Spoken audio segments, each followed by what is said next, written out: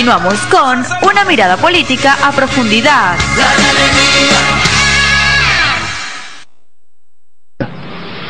Durante estas horas hemos sido informados de un video que ha sido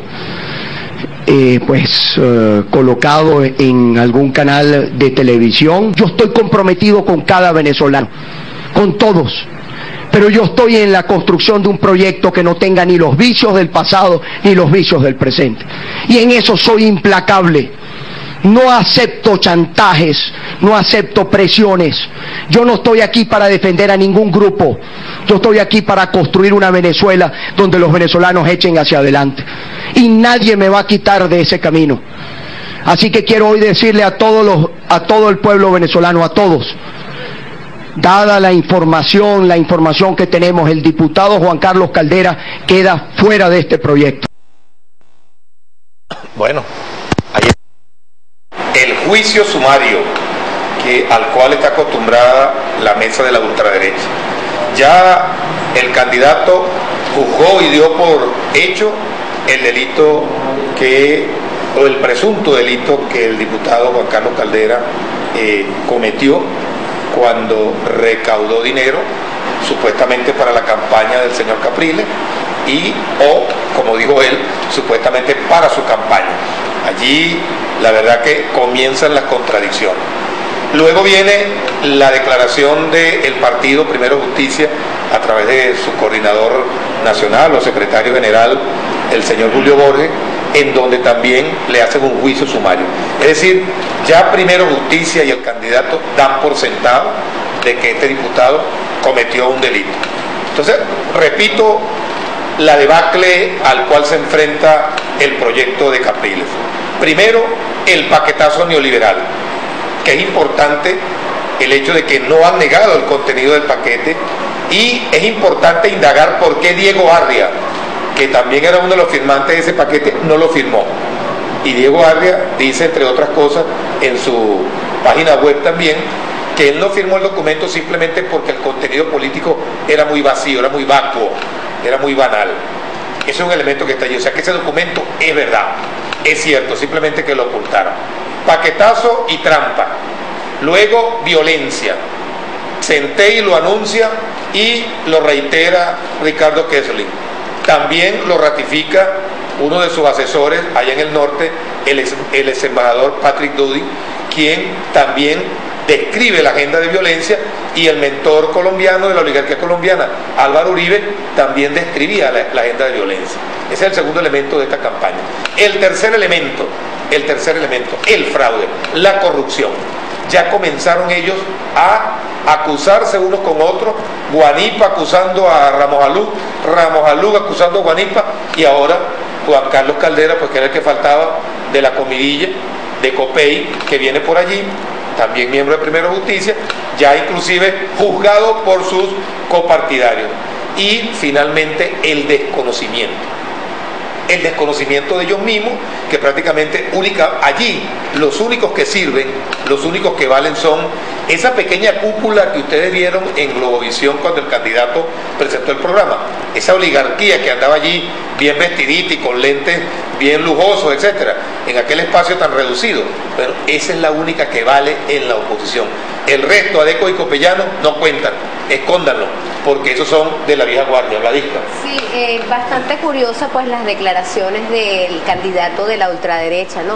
Yo agregaba al principio del programa que solamente bastaron 37 minutos para este juicio a priori que le hiciera además a su compañero del denominado Trabuco. Yo no sé si usted recuerda esta coalición que era integrada por Enrique Capriles Radonsky, el señor Juan Carlos Caldera, Leopoldo López y Briquet. Entonces ahora bastaron 37 minutos para desligarse de su compañero de toda la vida y su amigo íntimo además, en reiteradas ocasiones y públicamente dicho.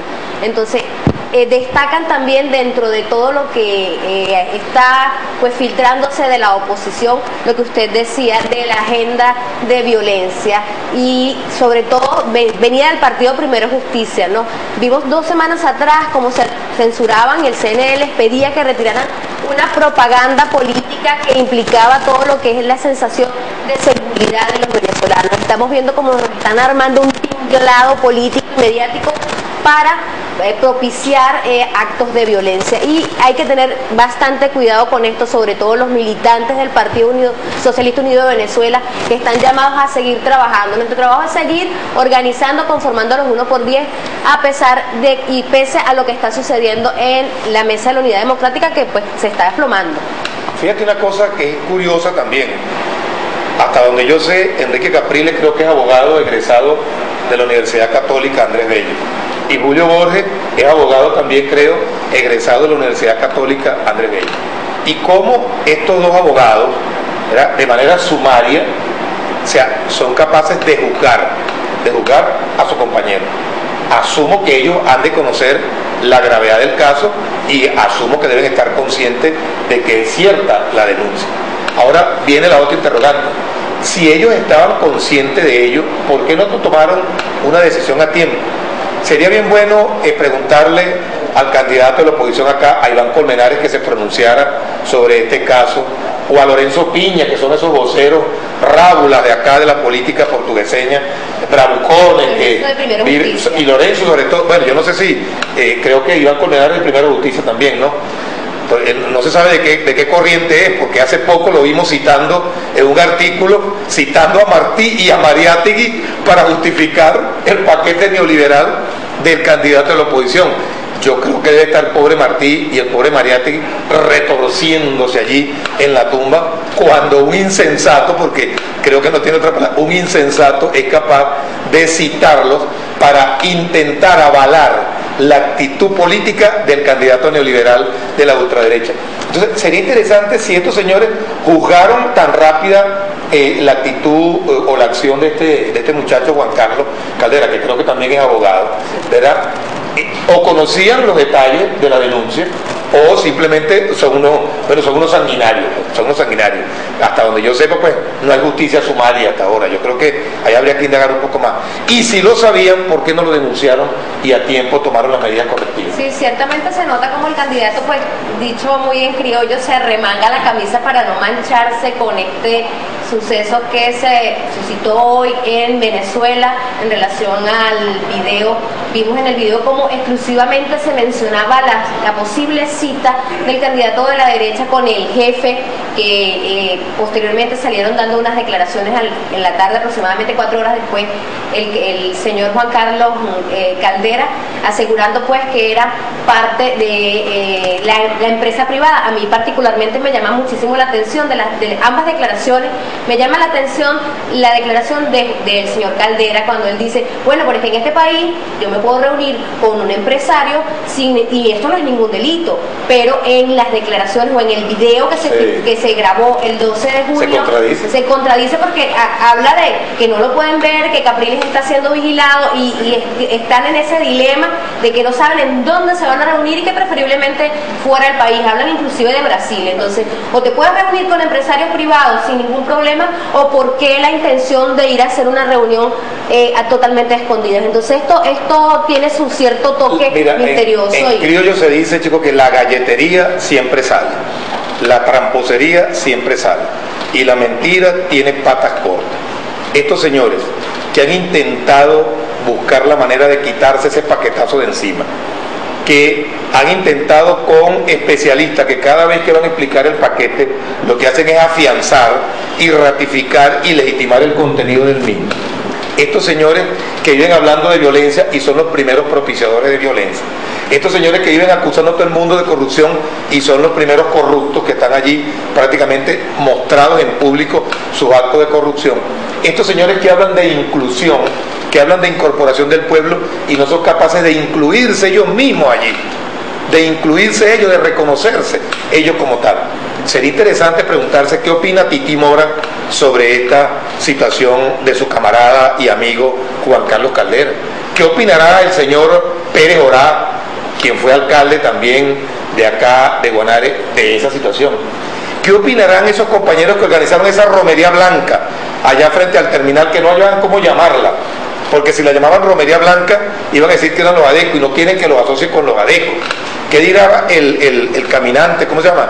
El amigo caminante Pedro Anzola, que toda la vida fue militante de Acción Democrática?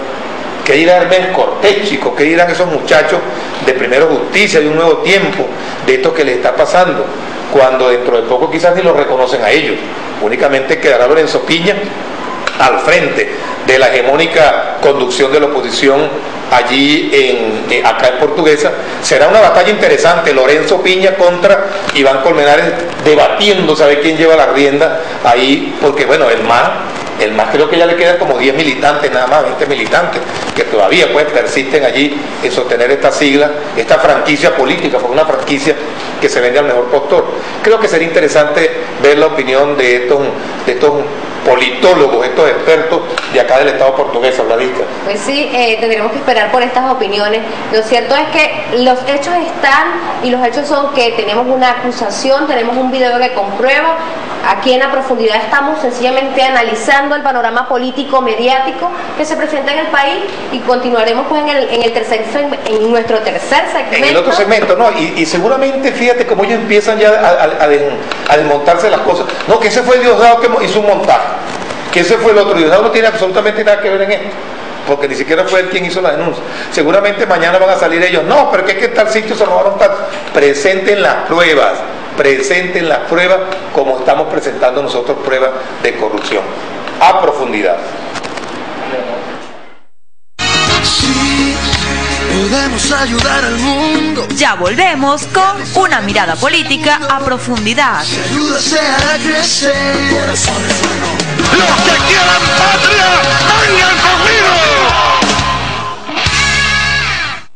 Ahora se abre la posibilidad plena para que podamos tomar el resto de las medidas y para que todos los venezolanos, todos los que participan en el proceso económico, sepan a qué atenerse.